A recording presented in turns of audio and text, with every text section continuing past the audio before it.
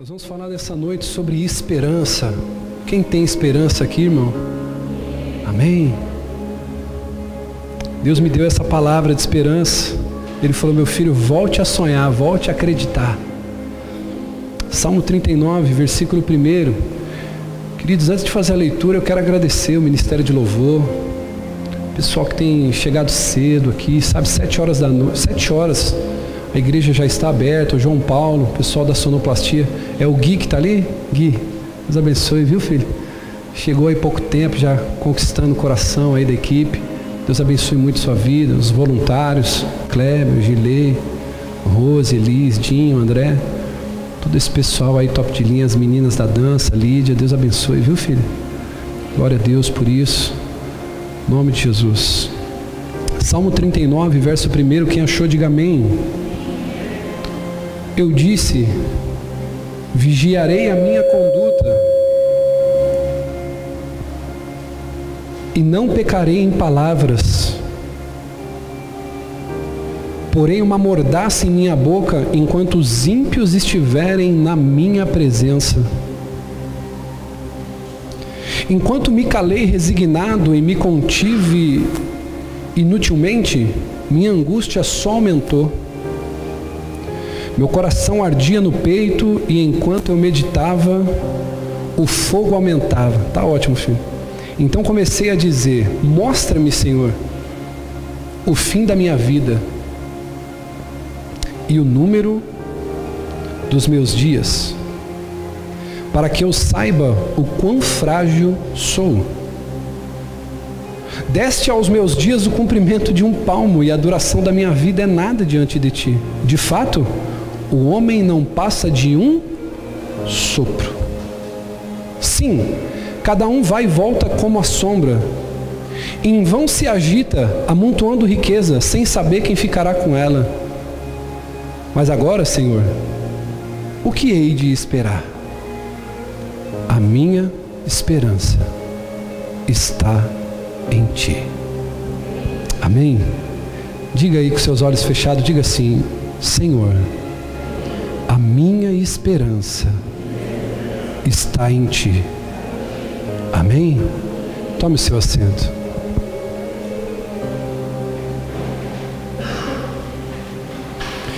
Irmão, existem coisas que é impossível para o homem, mas ela é possível para Deus.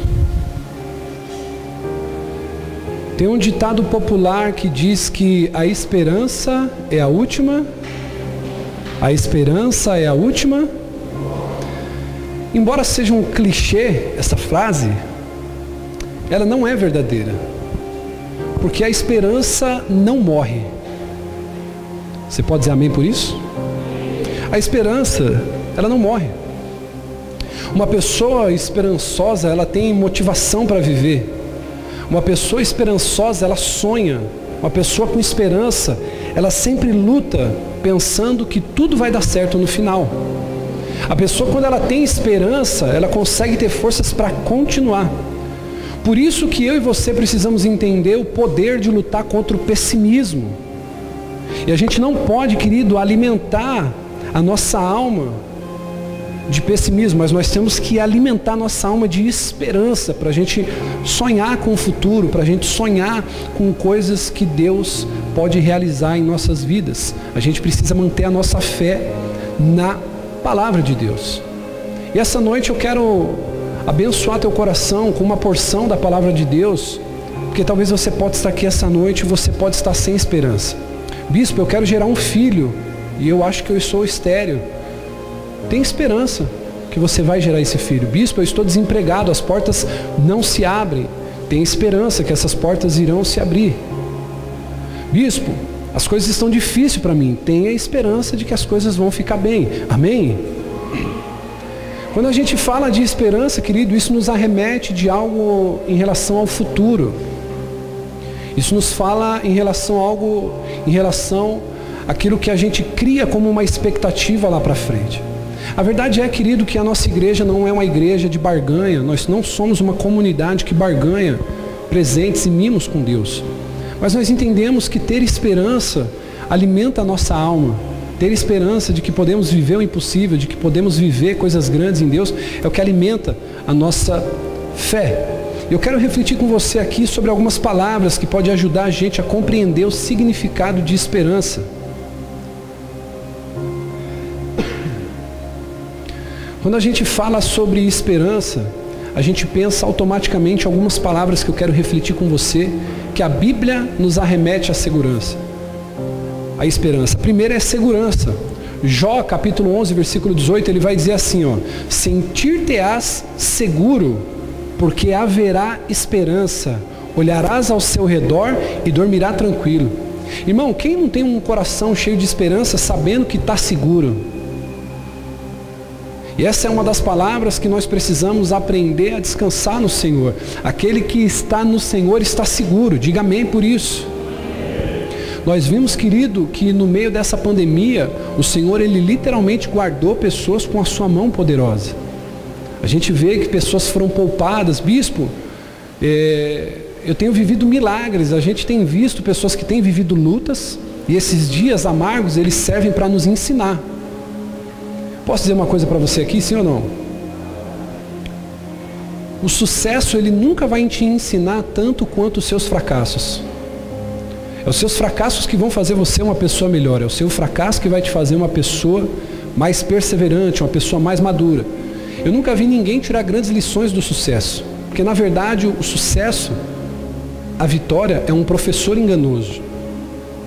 A gente enfatiza muito os troféus, a gente enfatiza muito as conquistas, mas pouco se fala sobre o árduo caminho de se chegar ao topo. E a verdade é que o Senhor, Ele quer encher o nosso coração de esperança para a gente atravessar o processo. Amém? É isso que a gente precisa. A esperança, ela vai me ajudar a atravessar o processo com os olhos no fim.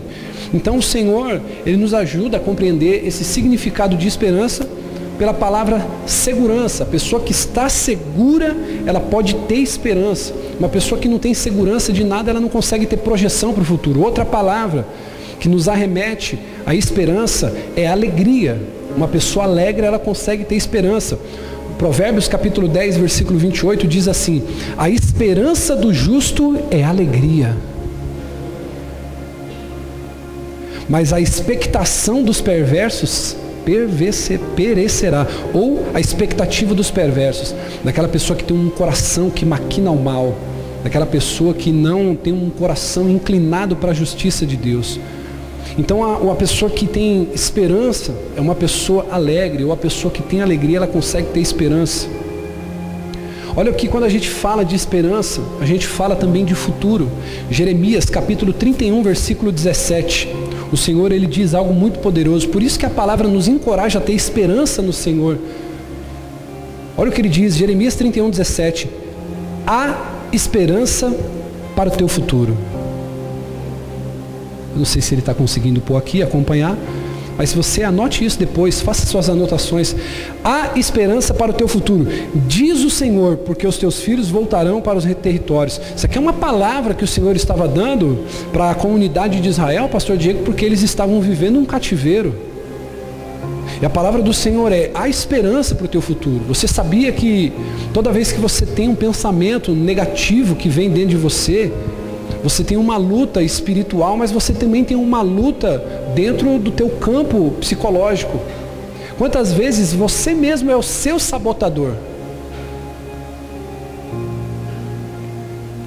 Talvez se você na sua vida trocasse o não consigo pelo vou tentar, será que você não teria resultados diferentes? Irmão, eu tive um probleminha lá em casa, no chuveiro, e aí eu pensei no meu grande amigo, né? Só que ele anda meio triste comigo, gente. Depois eu vou abrir o jogo para vocês aí. Aí eu falei, eu vou ligar pro pastor Fábio. E aí, irmão, sempre que vem algum problema assim, que eu lembro do pastor Fábio, eu já penso, né? Eu falo assim, meu, pastor, isso aqui ele vai fazer com os pés nas costas, isso aqui vai ser moleza para ele. E aí, irmão, só quem é casado sabe o que é ter uma goteira dentro de casa, irmão. A Bíblia diz que é melhor você viver com uma goteira dentro de casa que com uma mulher rixosa. Só que eu estava com os dois, irmão. Porque minha mulher estava rixosa por causa da goteira. E aí eu tive que falar assim, bom, eu preciso trocar o não consigo pelo vou tentar. E sabe o que eu descobri, pastor? Depois de anos você me ajudando lá em casa, que eu nunca precisei subir lá na caixa d'água para poder fechar o registro. Tinha um registro no banheiro que fecha tudo a água lá, mano. Falei, quando o pastor souber de sair, ele vai querer me matar. E eu descobri isso, falei para minha esposa, eu falei, tem um registro no banheiro que desliga toda a água do banheiro. E eu sempre pegava uma escada emprestada com o vizinho, subia até o teto, desligava a caixa d'água lá para não descer água. E só descobri isso porque eu resolvi. Tem coisas na nossa vida que a gente tem que parar. Escute o que eu vou dizer, você não dê pau o que eu vou dizer aqui. Você precisa parar de orar. Você precisa começar a agir. Vamos orar para encerrar o culto, irmão? Vocês querem? Tem coisa que você vai ter que parar de orar. E quando eu falo parar de orar, é parar de orar por aquilo. Você vai ter que começar a entrar na ação. Vai ter que começar a se movimentar. Tentar. O Senhor, Ele deu essa palavra para Jeremias. Ele diz, existe esperança para o teu futuro.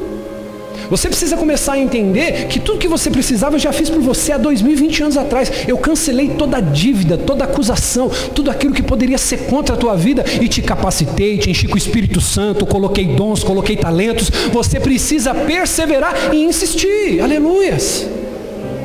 Ele diz assim, existe um futuro, e eu saber que existe um futuro me dá esperança. Agora deixa eu falar uma coisa para você. Eita, isso aqui vai ser forte. Posso falar isso aqui?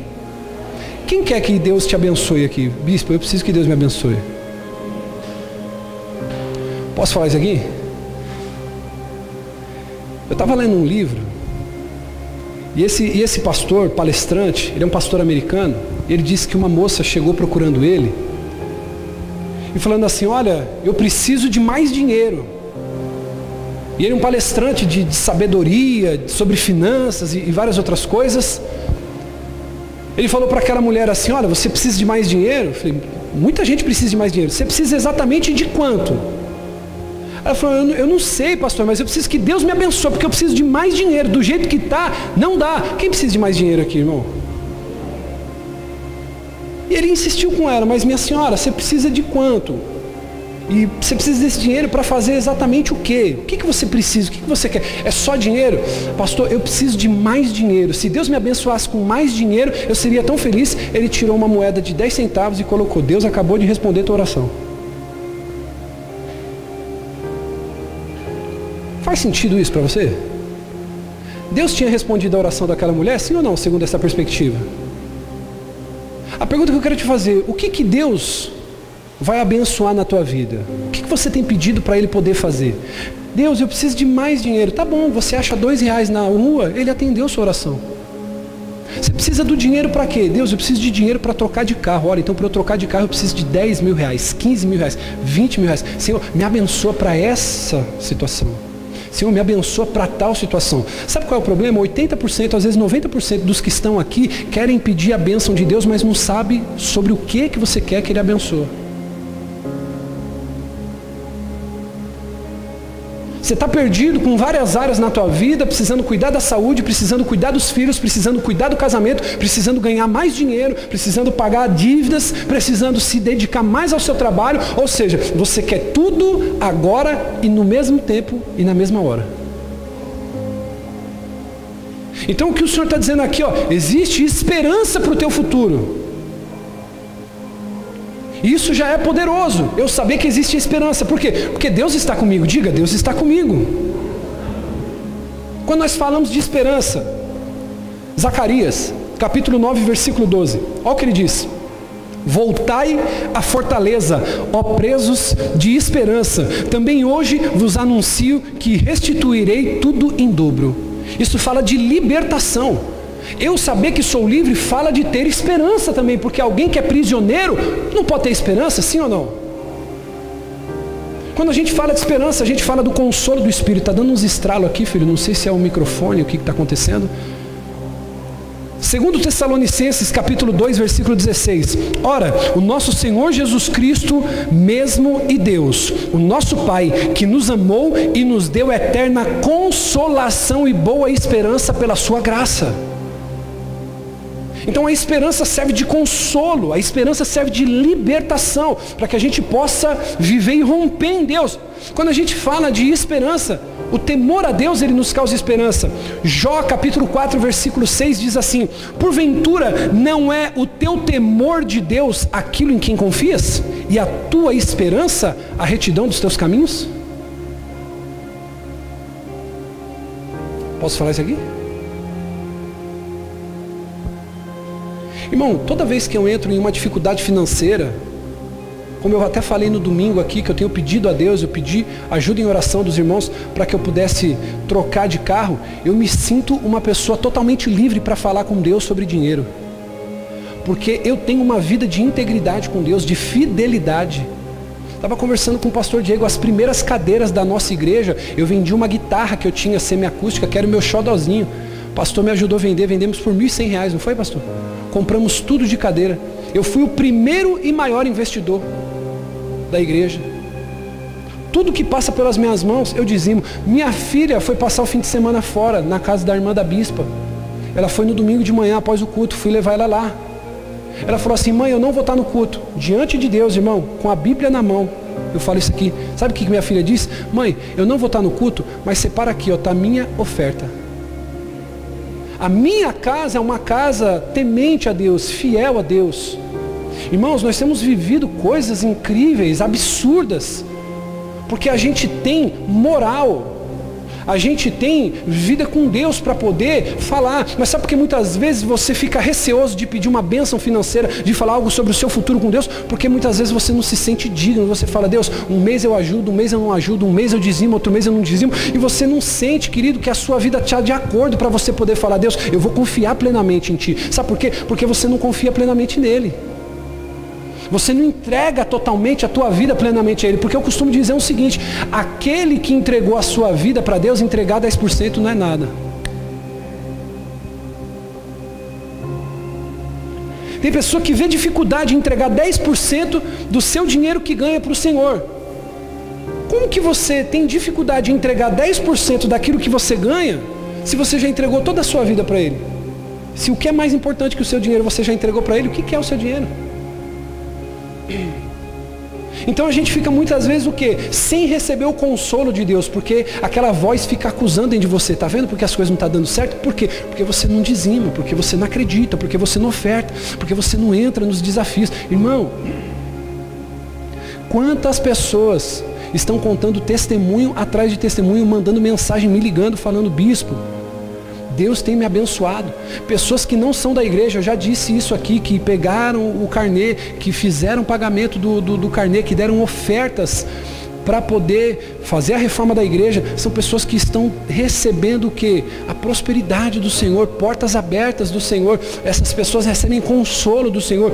Por quê, bispo? Porque a esperança delas não está no dinheiro que elas dão, mas está no Senhor, que elas são fiéis. E isso me traz esperança. Por que uma pessoa que não tem uma vida íntegra, fiel com Deus, na parte financeira, ela tem dificuldade em pedir para Deus? Calma aí, se Deus é o seu pai, Ele cuida de tudo, o que é para você falar assim: Deus, eu preciso tanto trocar de carro? Como eu abri meu coração aqui, se prepara para eu contar testemunho. Eu vou vender meu carro num preço bom, porque quem tem carro aqui sabe, quando você vai vender seu carro, eles querem tirar até o teu rim junto com o carro. Estou falando alguma mentira? Eles querem despelar você e querem te vender o carro mais caro. Eu tenho orado a Deus assim, eu falo: Deus, só o Senhor sabe da minha vida, o quanto eu estou apertado, o quanto as coisas estão difíceis para a gente poder manter. Mas eu falo: Senhor, eu quero que uma pessoa que compre o meu carro pague o valor justo. E eu quero uma pessoa que esteja precisando vender um carro, que seja um valor abençoado para eu poder pagar e nem financiar para não pagar juros. Irmão, eu estou errado de orar assim? Estou, irmão, e vai acontecer. O Senhor, Ele vai preparar uma situação. Por quê? Porque Ele sabe que a minha vida, o meu carro, minhas finanças, é tudo para Ele, é dEle. E isso traz o quê? Consolo. O temor do Senhor nos traz esperança. A Bíblia vai dizer em 1 Coríntios 13:13: agora, pois, permanece a fé, a esperança e o amor. Porém, o amor entre esses é o maior. Só que nós estamos atendo aqui ao quê? A esperança. Esse texto de Coríntios, ele vai dizer: permanecem só 3 coisas. Diga comigo: fé, esperança e amor. Pode ser melhor: fé, esperança e amor. Por quê, bispo? Porque quando a gente tem esperança, a gente se sente seguro. E isso é uma coisa, querido, que ou você tem ou você não tem. Você não consegue ter meia esperança. Ou você confia ou você duvida. Ou você confia ou você duvida. Quando a gente tem esperança, a gente sente segurança, a gente sente alegria, a gente pensa no futuro com expectativa. Quando a gente tem esperança, a gente vive livre do medo.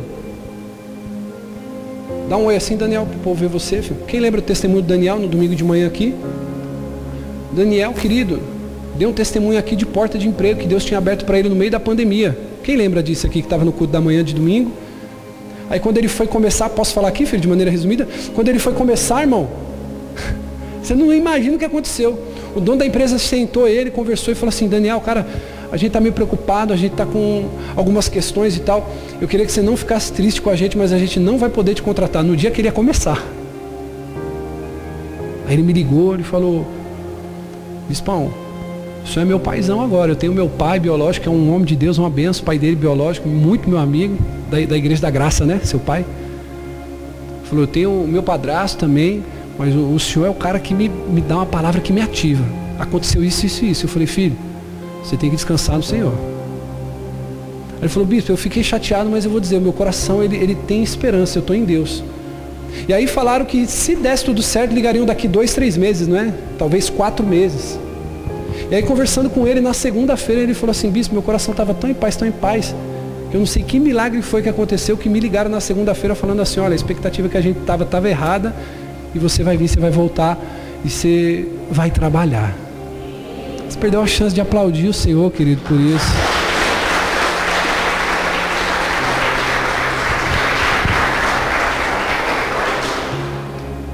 Sabe, irmão, você precisa entender que você vai receber consolo nas suas horas mais difíceis. O Senhor é o Deus que te dá esperança, presbítero Jean, nas horas mais difíceis da sua vida. Esse é o papel do Espírito Santo. O Espírito Santo nos consola. Sabe aquela hora quando você está desolado assim, você fala: cara, eu não sei de onde que vai vir. E do nada, irmão, você está tomando um banho, começa a vir esperança dentro de você. Você fala: meu Deus, não está vendo? Você começa a se arrepiar todo, aí você fala: não, é água que está muito quente ou está muito gelada. Não, é o Espírito Santo, ele consolando teu coração, ele te dando esperança, ele está dizendo: ainda existe futuro, ainda existe futuro. Calma o teu coração, fica em paz, vai dar tudo certo, ainda existe um futuro. Aleluia, irmão. A esperança é você esperar com fé. A fé não serve para o futuro. O que serve para o futuro é a esperança. A fé serve para te sustentar agora. Não, bispo, eu tenho fé que lá na frente vai dar tudo certo. Não, irmão, isso aí não é fé. A fé é agora. A fé é para te manter firme agora, para você não cair agora. A fé é para você não desviar agora. A fé é para você manter firme agora. A fé é para você romper agora. A fé é para você conquistar agora. A esperança fala a respeito das coisas lá da frente. Amém? Então, bispo, o que eu posso fazer para ter esperança? Eu quero refletir com você aqui algumas coisas que você pode fazer para conseguir ter esperança. E a primeira coisa, irmão, a mais importante, é você lembrar de coisas boas. Escute isso. As coisas que Deus fez na sua vida, no passado, elas não vão servir para você no futuro. Amém? Só que essas coisas boas que Deus ele fez no passado, te serve para te fazer lembrar que é o mesmo Deus que pode te abençoar no futuro. Então, como diria Lamentações, capítulo 3, versículo 21, quero trazer à memória o que me dá esperança. Então toda vez que eu olho para o impossível lá da frente do meu futuro, eu olho para trás e trago à memória aquilo que me dá esperança. O que Deus fez, o que Deus abençoou, da onde que... Irmão, você quer ter uma injeção de ânimo poderosa para você seguir em frente? Quem quer? É só você se lembrar de onde que Deus te tirou. Ô bispo, eu nasci dentro da igreja, mas em algum momento da sua vida você estava perdido na escuridão. E aí ele foi lá com as mãos poderosas e te resgatou. Irmão, quando eu olho para isso, eu falo assim: Deus, eu não precisava de mais nada. Quando eu lembro de onde ele me tirou, posso falar aqui? Esquilo, você lembra de onde ele te tirou, filho? Posso falar aqui? Quando a gente foi atrás de você pela primeira vez? Fala bem alto e forte aí, você estava onde, filho? Você estava onde, filha? Estava no forró. Toda vez que eu converso com o Isqueiro, existe uma gratidão sobre a vida desse menino. Filho, eu falo, bispo, eu, neguinho, feinho, sem Deus no mundo, no meio do forró, atrás das coroas velhas. Desculpa aqui, filho, mas a gente brinca, ele fala isso. Deus me tirou e me colocou aqui no meio de príncipe. Esse Deus é poderoso. Tenta começar a se lembrar de onde que Deus te tirou. Tenta começar a lembrar, a trazer lá de trás as coisas boas que Ele fez na sua vida. Será que você consegue começar a ter esperança? Então a primeira atitude que você precisa fazer é começar a lembrar de coisas boas. Começo da sua conversão, começo do seu ministério, toda vez que os desafios começam a vir sobre a minha vida, irmão, eu lembro dos períodos difíceis que Deus foi comigo em todos eles. E isso vai me fazer ter esperança. Então você precisa lembrar de coisas. Segundo, você precisa cuidar da tua mente para você ser uma pessoa que tem esperança. Olha para mim, irmão. Posso falar?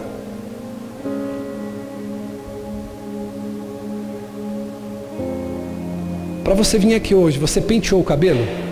Sim ou não? Tem mulher que tem pente até dentro da bolsa. Sim ou não? Os homens aqui, cuidaram da barba? Passou aquele olhinho, né? Os mais vaidosos passam um olhinho na barba. Você deu uma conferida na roupa? Já aconteceu de você pôr uma roupa e quando você olha, você fala, caramba, eu não prestei atenção, ela estava manchada. Quem já passou por isso? Então você dá aquela conferida no espelho. Sim ou não? Dá uma conferida. Não, deixa eu ver se está legal aqui, deixa eu ver se o pó está bom, se a base está legal. Você vai lá e confere e você cuida da aparência, sim ou não? A Priscilinha, ela pôs uma coisa hoje no status dela que eu achei legal. Ela pôs uma foto de uma moça lá com um cabelão, tipo igual da Elisa, assim, igual dela. Elogia, mas não põe a mão. Eu achei interessante aquilo, né? Porque eu particularmente, por achar que sou pastor dela, sempre pus a mão. A partir dali eu já entendi, irmão. Falo, filha, seu cabelo está bonito. Olha pro teu irmão aí, já avisa para ele assim, ó. Elogia, mas não põe a mão. É automático, né? Pega os cabelos assim, a gente acha que não dá trabalho. A gente acha. Até o meu irmão, elogia, mas não põe a mão. E a gente tem uma certa vaidade, sim ou não? Agora deixa eu te fazer uma pergunta. O quanto você tem cuidado da tua mente?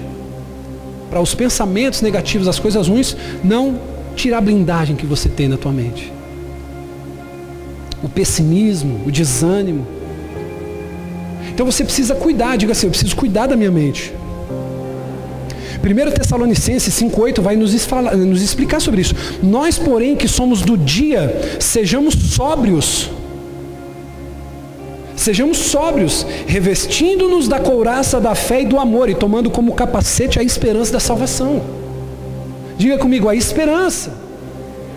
O que simboliza o capacete? A esperança da salvação. Um olhar para o futuro. Eu preciso cuidar da minha mente. Toda vez que o desânimo, toda vez que a tristeza, a angústia, ela bater na sua porta, você vai ter que começar a lembrar. Você fala, eu vou ter que começar a lembrar de coisas boas que me dão esperança. Eu preciso blindar minha mente, eu preciso cuidar da minha mente. Eu preciso colocar o capacete, que é a esperança da salvação. Diga amém. Toda vez, querido, que você quiser ter esperança, você precisa aprender isso. Lembrar de coisas boas, diga, lembrar de coisas boas. Cuidar da mente. Terceiro, orar. Abre aí, Lamentações 3:29. Lamentações 3:29. Isso aqui eu não posso passar sem colocar aí para você ler. Lamentações 3:29. Olha só o que esse texto vai dizer. Vamos ler aqui, bem alto, bem forte, eu vou contar até 3. 1, 2, 3.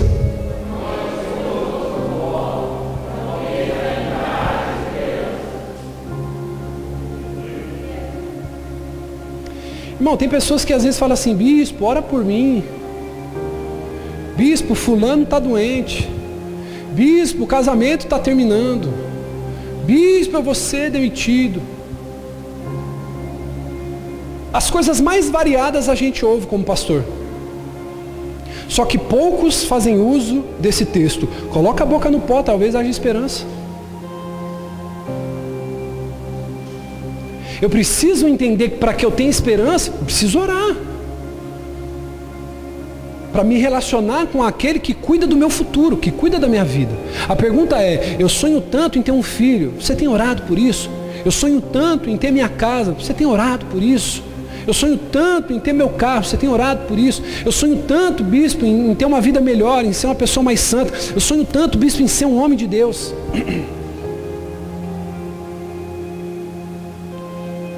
Hoje, querido, eu tive uma experiência inusitada. Eu estava, do jeito que eu vim ao mundo, no banheiro, e eu tive um encontro com Deus ali no banheiro, irmão, tomando banho. E eu nunca orei da maneira que eu orei no dia de hoje, dentro do banheiro da minha casa, como eu orei hoje. Sabe, uma oração que eu acho que ninguém aqui se prepara para orar quando vai entrar no banheiro, né, irmão? Você se prepara, eu vou ir no quarto, vou na sala, vou ter meu momento. Mas eu estava ali, querido, o Espírito Santo me pegou de uma maneira ali, e eu comecei a orar, querido, colocando a minha vida à disposição do Senhor, dizendo, Senhor, eu quero que a minha vida, que o meu corpo, que a minha vida, ela te glorifique, que ela te exalte em cada ato que eu fizer, em cada coisa que eu falar, do jeito que, tudo que eu fizer na minha vida. Eu falei, Senhor, eu quero colocar a minha vida nas tuas mãos. Eu quero que quando eu me for, a minha história glorifique o teu nome, que eu não seja uma vergonha para o teu evangelho, que eu não envergonhe o rebanho que o Senhor confiou nas minhas mãos. Sabe, irmão, orando assim mesmo, aquela oração de pastor assim, que quando o negócio te pega mesmo assim, você fica constrangido. Eu quero te fazer uma pergunta, o quanto você tem orado, irmão, para o Senhor acender a esperança em você? Diga, eu preciso orar. Olha para quem está do teu lado, diga para ele assim, põe a boca no pó, que talvez haja esperança. Eu preciso trazer à minha mente coisas que me dão esperança, lembranças boas. Eu preciso cuidar da minha mente e diga assim, eu preciso orar. Preciso orar, irmão. A oração é o que vai trazer o combustível. Irmão, quantas pessoas você conhece, só quantas você conhece, que sai de um período de oração triste e deprimido? Como é que você sai da oração? Você vai entrar com o coração aflito. Você entra para orar com o coração carregado, com o coração pesado, cheio de medo, cheio de preocupação. Irmão, você fica ali, você chora um pouquinho na presença de Deus, como é que você sai? Você falando assim, valei-me meu Deus, ainda bem que eu orei. O Senhor está cuidando de tudo. Quem sai com o coração assim? Preciso orar. O que eu preciso fazer, bispo? Eu preciso confiar em Deus. Eu preciso trazer à memória coisas boas, preciso cuidar da mente, preciso orar e confiar em Deus. Jeremias 17:7 diz, bendito o homem que confia no Senhor, cuja esperança é o seu Deus. Então eu preciso confiar, irmãos, eu preciso confiar, diga, eu preciso confiar. Você precisa colocar a sua vida, a esperança no Senhor. Sabe o que é uma característica de alguém que tem esperança em Deus? Só que é muito forte, posso falar? É uma pessoa que se purifica. Bispo, o que o senhor está falando? Primeira carta de João, capítulo 3, versículo 3. Anote isso para você nunca mais esquecer.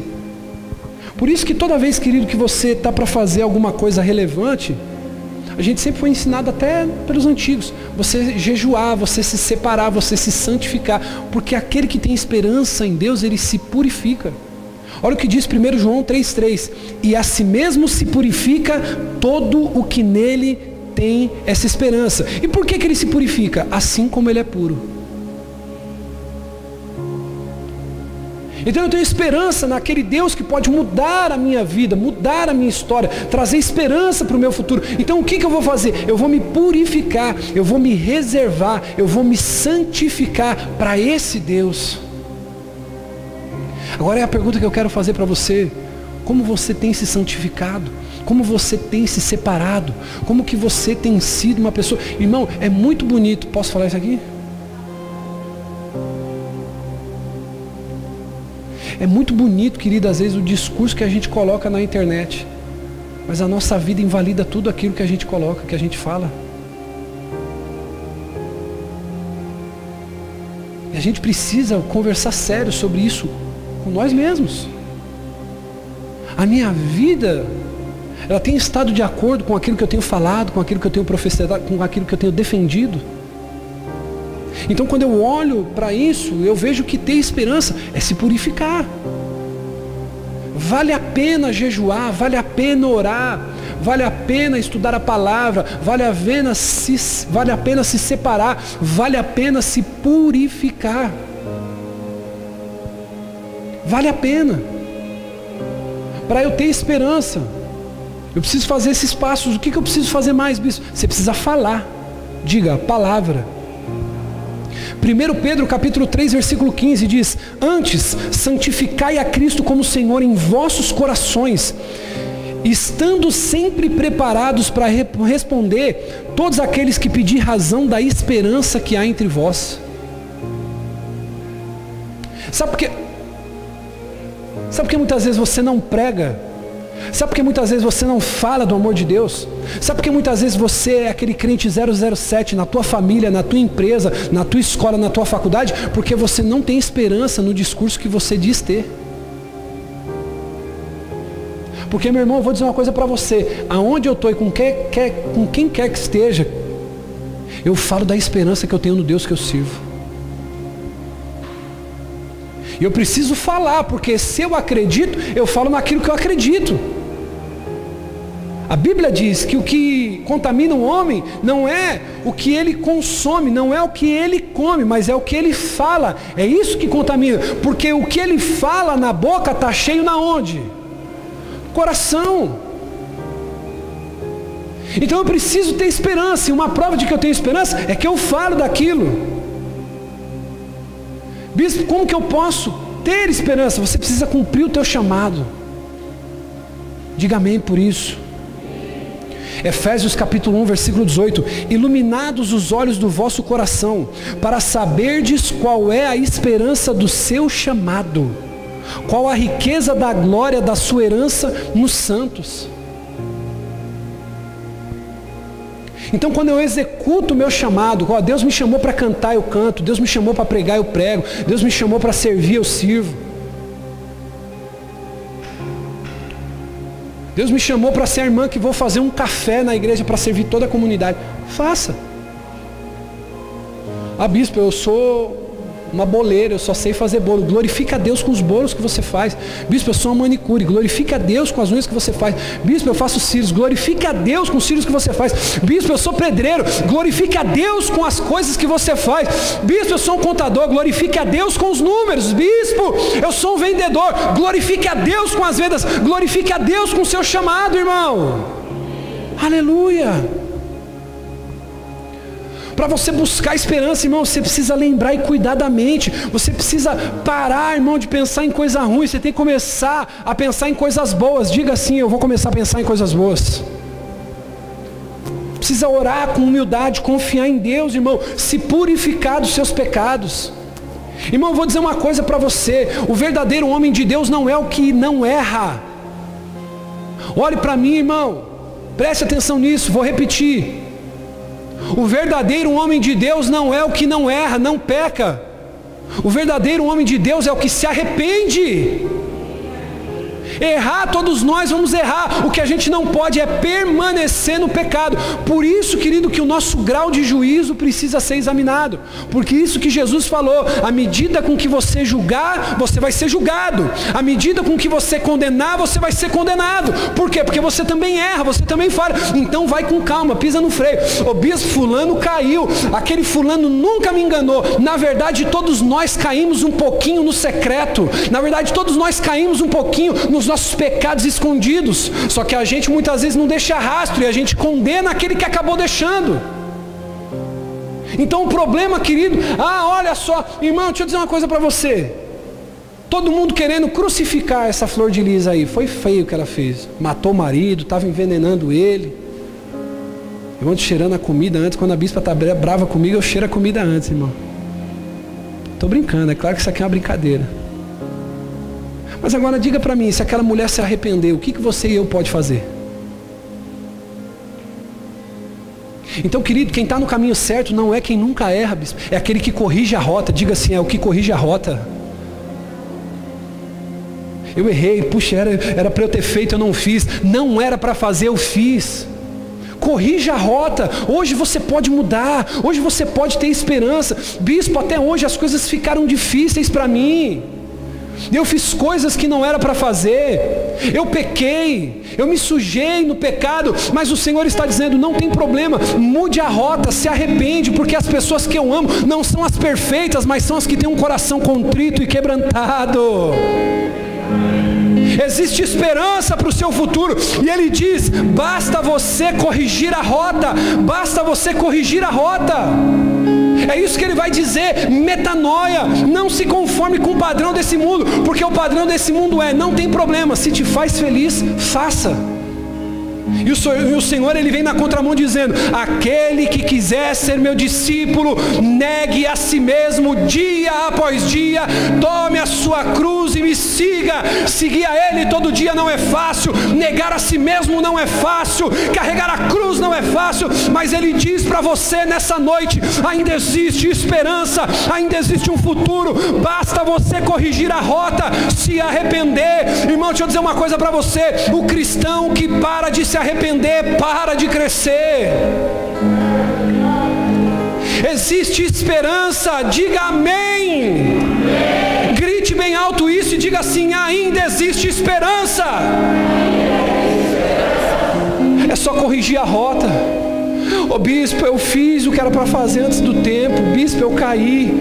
Bispo, eu fiz o que eu não devia. Irmão, deixa eu dizer uma coisa para você. O Senhor está dizendo, é tempo de se santificar, é tempo de corrigir a rota. Vamos voltar a ter esperança. Vamos voltar a falar com Deus sobre o que a gente espera que Ele faça, sobre o avivamento que a gente espera que Ele faça em nosso meio, sobre os milagres que Ele pode operar em nosso meio, sobre a salvação da nossa casa, a salvação da nossa família, a salvação dos nossos amigos. Ainda existe esperança. Amém, irmão? Você tem esperança ainda? Sabe o que o salmista diz aqui? Põe para mim, filho, Salmo 39, versículo 4. Eu encerro aqui, se põe de pé. Se coloca de pé. Salmo 39, 4, olha o que ele diz. Mostra-me, Senhor, o fim da minha vida e o número dos meus dias, para que eu saiba o quanto eu sou frágil. Por isso que a psicologia de Deus é interessante. Ele nos humilha não para nos envergonhar. Deus não te humilha para te envergonhar. Ele te humilha para mostrar aonde você deve ter esperança, que é nele. Mostra como é os meus dias para saber o quão eu sou frágil.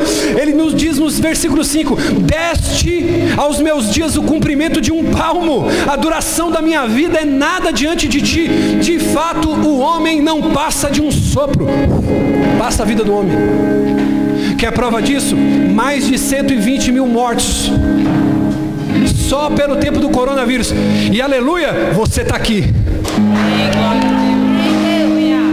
115 mil pessoas, 120 mil. Você está aqui, pastor. Você está aqui ainda. Você está aqui. Sabe o que eu quero dizer? Ainda existe esperança.